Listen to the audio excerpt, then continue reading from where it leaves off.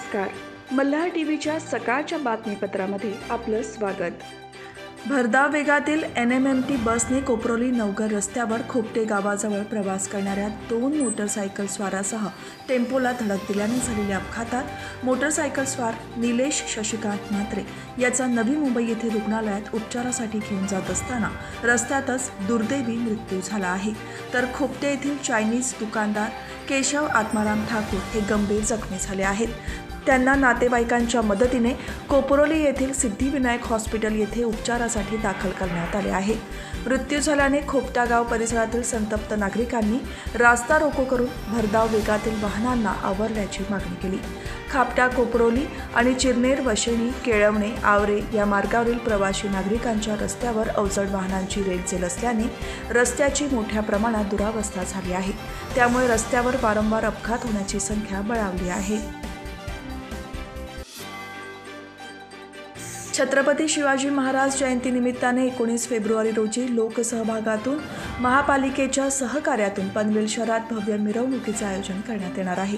या नियोजनाची बैठक आयुक्त गणेश देशमुख यांच्या सूचनेनुसार ज्येष्ठ नागरिक संघाच्या सभागृहात झाली.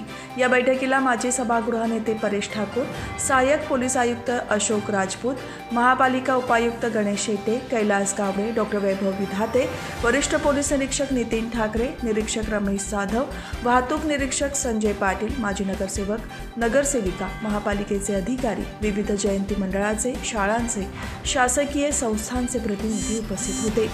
यावर्षी महापालिकेच्या माध्यमातून लोकसहभागातून छत्रपती शिवाजी महाराज जयंतीनिमित्ताने भव्य दिव्य मिरवणूक काढण्यात येणार आहे. त्याचे नियोजन या बैठकीत करण्यात आले. यावेळी लेझिम पथक, चित्ररथ, ढोल पथक, चित्रकला स्पर्धा, निबंध स्पर्धा यांची स्पर्धा होणार आहे. या मिरवणुकीमध्ये विविध शाळांनी, संस्थांनी सहभागी होण्याचे आवाहन महापालिकेने केले असून आपल्या सहभागाची पूर्व नोंदणी महापालिकेकडे करणे गरजेचे असल्याचे उपायुक्त कैलास गावडे यांनी यावेळी सांगितले.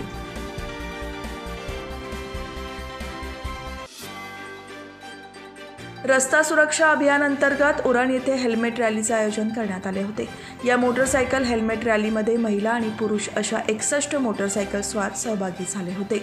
रस्ता सुरक्षा ही काळाची गरज आहे. जनसामान्यांपर्यंत रस्ता सुरक्षतेविषयी जागरूकता निर्माण व्हावी या उद्देशाने रस्ता सुरक्षा अभियान राबवण्यात येते. उरण येथील वाढत असलेली वाहन संख्या पाहता रस्ता सुरक्षिततेविषयी जनजागृती व्हावी यासाठी मोटरसायकल हेल्मेट रॅलीचे आयोजन करण्यात आले होते. उरणमध्ये आयोजित करण्यात आलेली रॅली केअर पॉईंट नाका, बोकळविरा, द्रोणागिरी कॉलनी, नवीन शेवा अशी फिरवत केअर पॉईंट येथे सांगता करण्यात आली.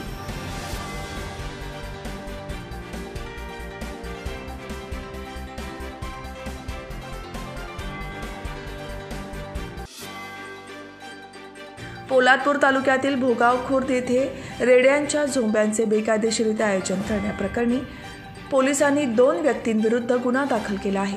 भोगाव खुर्द येथे संदीप शांताराम शेलार आणि अक्षय काशीराम कदम यांनी रेड्यांच्या झोंब्यांचे आयोजन करून जिल्हाधिकारी यांनी बजावलेल्या जमावबंदी आदेशाचे उल्लंघन केले. या प्रकरणी गुन्हा दाखल करण्यात आला आहे. याबाबत हवालदार स्वप्नील कदम यांनी फिर्याद दिली असून या प्रकरणी अधिक तपास सुरू आहे.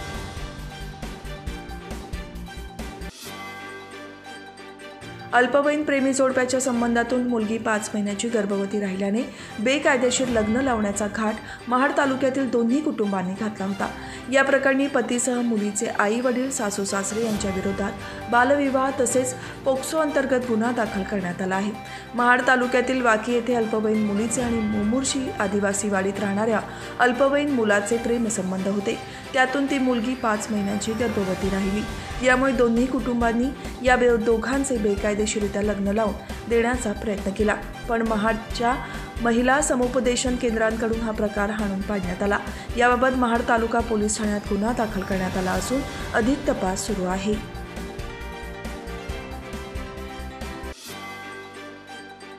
कर्जत नगर परिषद हद्दीतील विविध विकास कामांचे भूमिपूजन आणि लोकार्पण नगराध्यक्ष सुवर्णा जोशी यांच्या अध्यक्षतेखाली आणि नगरसेवक संकेत भासे यांच्या हस्ते पार पडले.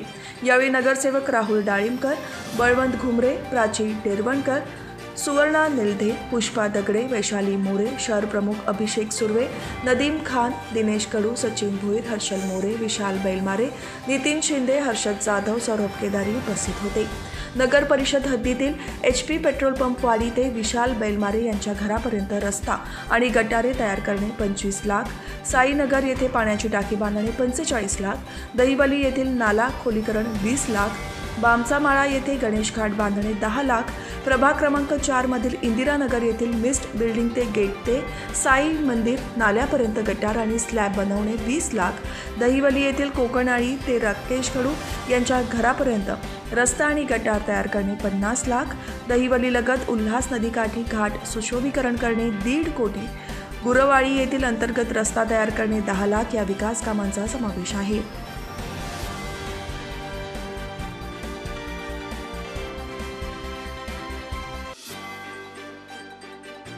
कर्जत तालुक्यातील प्रगत शेतकरी अंकुश शेळके यांनी सलग दुसऱ्या वर्षी पांढऱ्या कांद्यांची शेती केली आहे.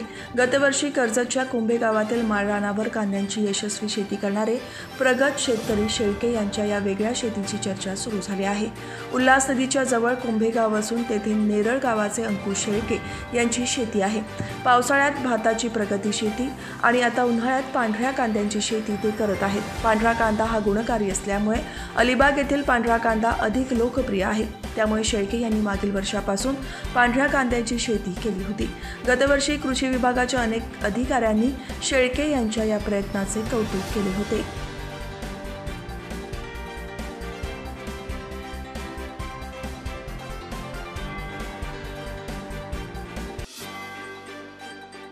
APMC वाहतूक शाखेच्या वतीने विविध उपक्रम राबवून रस्ता सुरक्षा अभियानादरम्यान जनजागृती करण्यात आली. APMC वाहतूक शाखेच्या वतीने तुर्भे येथील डॉक्टर CV सामंत विद्यालयात सहयोग फाउंडेशनच्या सहकार्याने गरजू पालकांना 200 हेल्मेट मोफत वाटण्यात आले. यावेळी वाहतूक शाखेच्या पोलीस निरीक्षक विमल बिडवे म्हणाल्या की राज्यासह देशात जे अपघात होतात त्यामध्ये रस्ते वाहतुकीच्या नियमांचे पालन न केल्याने होणारे अपघात अधिक प्रमाणात आहेत.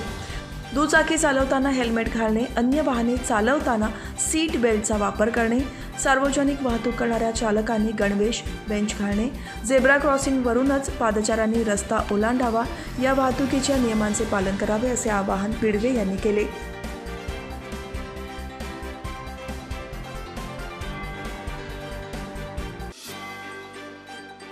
पेणच्या वडखळ येथील लॉजवर व्यवस्थापकाची हत्या करून आरोपी पसार झाले होते. मात्र पोलिसांनी तपासाची चक्र वेगाने फिरवत 5 तासांमध्ये आरोपींना गजाआड केले आहे. ही हत्या अनैतिक संबंधातून झाल्याचे उघड झाले आहे. वडखळ येथील सावली लॉजमध्ये व्यवस्थापक धर्मेंद्र कुशवाहा याचा मृतदेह आढळून आला.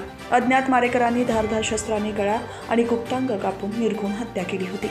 या प्रकरणी वडखळ पोलीस ठाण्यात गुन्हा दाखल झाला. घटनेचे गांभीर्य लक्षात घेऊन पोलीस अधीक्षक सोमनाथ खारगे आणि अप्पर पोलीस अधीक्षक अतुल झेंडे यांनी सखोल आणि समांतर तपास सुरू करण्याचे निर्देश स्थानिक गुन्हे शाखेला दिले होते.